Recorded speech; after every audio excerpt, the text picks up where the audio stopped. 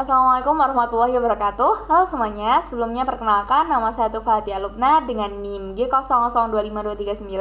Saya dari kelompok A10 dan pada kesempatan kali ini saya akan menjelaskan mengenai anatomi dinding abdomen dan juga traktus digestivus superior dan inferior. Langsung saja kita ke kasus yang pertama, yaitu Dava sedang maraton nonton One Piece dari episode 1. Ia melihat Zoro sering berlatih angkat beban dan punya perut six-pack. Dava juga ingin punya perut six-pack seperti Zoro dan memutuskan untuk mulai latihan. Namun, ia bingung harus melatih otot apa, sehingga ia bertanya pada kamu yang kebetulan sedang pelajari anatomi abdomen. A. Jelaskan bagian lapisan dinding abdomen antara lateral dan posterior. B. Jelaskan mengenai sistem otot yang ada di abdomen. Dan C. Jelaskan mengenai organ retroperitoneal dan intraperitoneal. Langsung saja kita ke bagian lapisan dinding abdomen. Nah, untuk lapisan dinding abdomen ini dia terbagi menjadi dua, yaitu dari segi anterolateral dan juga segi posterior. Nah, untuk yang di anterolateral ini dia yang pertama ada kulit, kemudian ada fascia superficialis, fascia profunda, musculi et aponeurosis, fascia transversalis, fascia extraperitoneal, dan juga ada peritoneum parietal. Nah, untuk di bagian fascia superficialis nanti dia akan dibagi menjadi dua, yaitu ada fascia Camper dan juga fascia scarpa. Untuk yang fascia Camper ini ketebalannya itu bervariasi dan juga dia merupakan situs utama penyimpanan lemak. Sedangkan untuk fascia scarpa sendiri dia itu merupakan lapisan membranosa yang tipis dan berisi sedikit atau tanpa lemak. Untuk fascia scarpa, jika ia meluas ke arah superficial ke scrotum, dia akan menjadi fascia dartos. Jika dia ke arah belakang, dia akan menjadi fascia coles, dan juga jika dia di inferior dan berlanjut ke arah paha, di bawah ligamentum inguinal, dia akan bergabung dengan fascia lata. Kemudian untuk fascia profunda sendiri yang merupakan lapisan tipis jaringan ikat yang menutupi muskulus dan terletak tepat di dalam fascia scarpa. Kemudian untuk muskulusnya itu dia ada 5, yaitu ada musculus obliquus externus dan internus, kemudian ada musculus transversus, musculus rectus abdominis, dan juga musculus pyramidalis. Kemudian untuk penjelasan dari fascia extraperitonealis itu di dalamnya itu dia itu berisi jaringan lemak dan juga terdapat viscera retroperitoneal dan juga viscera intraperitoneal.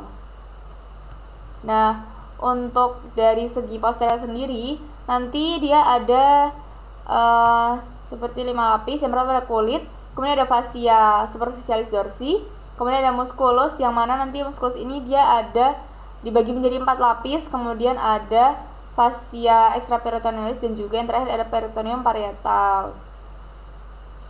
Nah, langsung saja kita ke bagian sistem otot yang ada pada abdomen. Nah, untuk yang ada pada anterolateral sendiri itu berbeda dengan yang ada pada posterior. Untuk yang ada di anterolateral itu terbagi menjadi dua, yaitu ada fat muscle dan juga vertical muscle. Untuk yang fat muscle sendiri dia ada musculus obliquus externus dan juga musculus obliquus internus dan juga ada musculus transversus. Nah, pada vertical muscle sendiri itu ada musculus rectus abdominis dan juga musculus pyramidalis. Kemudian di musculus rectus abdominis ini dia itu dibagi menjadi 3 bagian yang jelas oleh intersectiones tendinae. Nah, yaitu dia nanti terletak setinggi proses sipoideus, kemudian setinggi umbilicus dan juga terletak di antara keduanya. Kemudian lanjut untuk musculus yang ada pada posterior, yaitu dia ada 4 lapisan. Untuk lapisan yang pertama itu ada musculus latissimus dorsi. Untuk lapisan yang kedua ada musculus obliquus externus abdominis, musculus erector spinae, musculus longissimus dorsi, dan juga musculus serratus posterior inferior. Kemudian untuk lapisan yang ketiga itu ada musculus multifidus, musculus interspinal, musculus obliquus internus abdominis. Kemudian untuk lapisan yang terakhir yaitu lapisan keempat itu ada musculus quadratus lumborum, musculus iliopsoas, dan juga musculus transversus abdominis. Kemudian lanjut ke organ peritoneal, retroperitoneal, dan juga intraperitoneal. Nah, untuk perbedaannya sendiri, organ intraperitoneal adalah organ yang seluruh permukaannya dilapisi oleh peritoneum dan dia berada dalam cavitas peritonealis. Sedangkan untuk organ retroperitoneal dia berada di luar cavitas peritoneum dan juga dia dilapisi pada bagian permukaan anteriornya saja. Jadi tidak pada seluruh permukaan seperti yang ada pada organ intraperitoneal. Untuk viscera retroperitoneal sendiri itu dia disingkat menjadi Sattbakar, yaitu yang pertama ada S itu adalah suprarenal gland, kemudian A itu aorta, D itu duodenum kecuali pars superior, kemudian P itu pankreas kecuali bagian kauda. Untuk U sendiri adalah ureter, C adalah kolon ascendens dan juga descendens, kemudian ada K itu kidney, E esophagus, dan juga R rectum.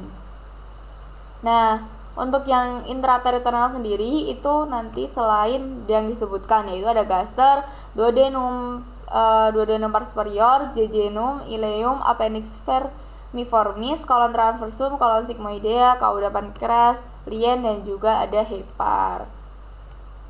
Lanjut ke kasus yang kedua yaitu Rama gemar menonton Tan Boy Kun di YouTube. Setelah melihat dia makan mie pedas dan ayam goreng, Rama langsung memasak 2 bungkus mie pedas dan membeli 2 porsi ayam goreng. Keesokan harinya, Rama curhat ke kamu karena merasakan sakit perut hingga kerongkongannya terasa panas. Kamu pun curiga Rama mengalami GERD. Jelaskan anatomi gaster beserta sphincter yang ada di gaster.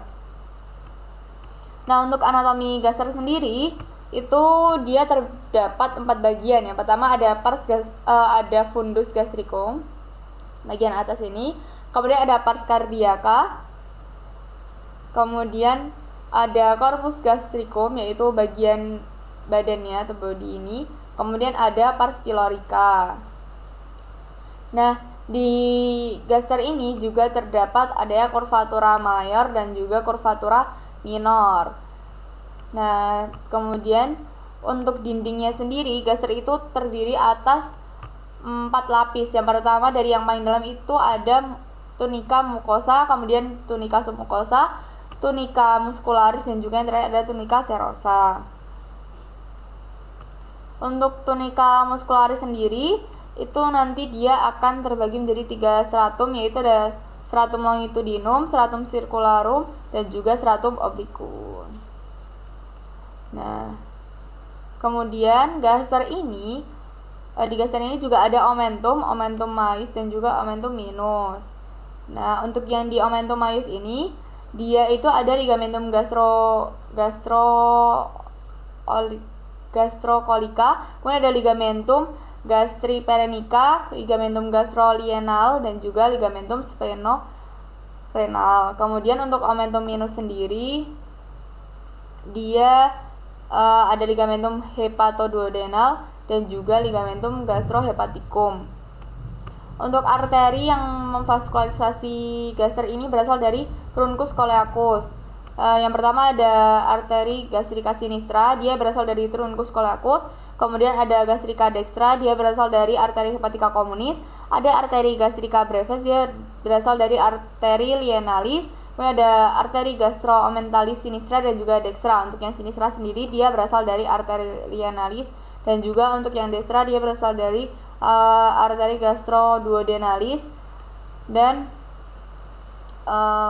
untuk venanya itu dia ada dari vena gastrica dextra et sinistra yang bermuara langsung ke vena porta hepatis. Kemudian ada vena gastrica brevis, dia bermuara ke vena lienalis, dia bersama dengan vena gastroomenthalis sinistra, dan juga untuk gastroomenthalis dextra sendiri dia bermuara ke dalam vena mesenterica superior.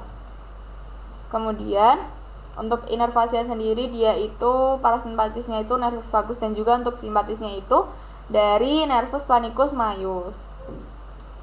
Untuk sfinkter yang ada pada gaster ini itu ada dua, yaitu yang pertama ada di antara perbatasan antara esofagus dan juga gaster, itu ada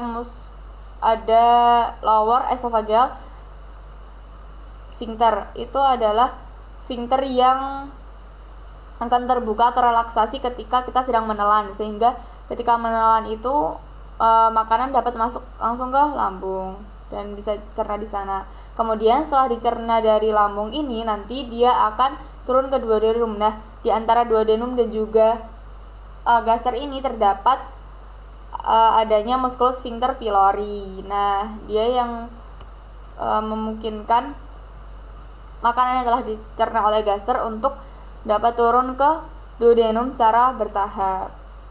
Kemudian lanjut ke kasus yang ketiga, yaitu Raka, seorang siswa kelas 11 merasa perutnya sakit sejak pagi. Awalnya rasa nyeri muncul di sekitar pusar dan hanya terasa seperti kram ringan. Namun beberapa jam kemudian nyeri tersebut berpindah ke bagian kanan bawah perut dan semakin tajam. Raka juga mulai merasa mual hingga hilang nafsu makan, dan ketika teman sekelasnya menekan sedikit area tersebut, rasa sakitnya bertambah hebat. Jelaskan letak-letak apendiks, letak yang paling umum, cara pengukuran beserta nama garis dan titik pengukurannya. Untuk apendiks sendiri, letaknya itu menurut garis Monro Picture, itu dia diukur dari sias dextra ke umbilicus. Pangkal apendiks terletak pada sepertiga lateral garis Monro Picture yang disebut sebagai titik MC burning. Kemudian kalau menurut garis Lange, dia diukur dari sias dextra sampai sias sinistra. Ujung apendiksnya itu ada pada titik 1/6 lateral dextra. Untuk panjang apendiks sendiri ini bervariasi dari 6 hingga 13 cm. Nah, untuk variasi letak apendiks sendiri itu ada apendiks retrocaecal, apendiks postilealis, apendiks pelvicum, apendiks preilealis, dan juga apendiks subcaecalis. Nah, untuk yang retrocaecal itu dia terletak di belakang caecum mengarah ke atas, merupakan bentuk paling umum. Jadi dia yang paling umum adalah retrocaecal.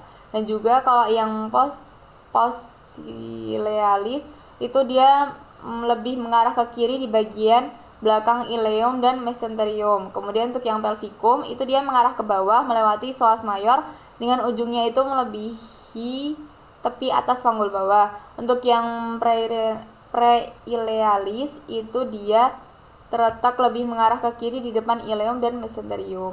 Untuk yang subcaecalis itu dia terletak di descendens ke caudal.